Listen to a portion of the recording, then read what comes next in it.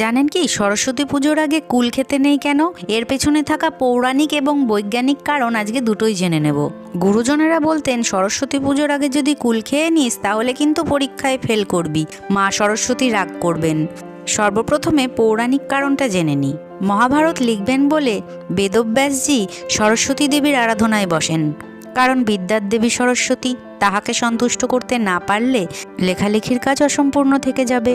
তখন সেথায় দেবী সরস্বতী প্রকট হন এবং ব্যাসদেবজিকে একটি বীজ দিয়ে বলেন, এই বীজ অঙ্কুরিত হয়ে যখন এই গাছে ফল ধরবে তখন গাছের প্রথম পাকা ফলটি আমাকে নিবেদন করো, আমি সন্তুষ্ট হয়ে আশীর্বাদ করলেই তুমি তোমার কাজে সফলতা পাবে। তখন ব্যাসদেব সেই বীজ বপন করেন এবং সেথায় তপস্যা করতে থাকেন।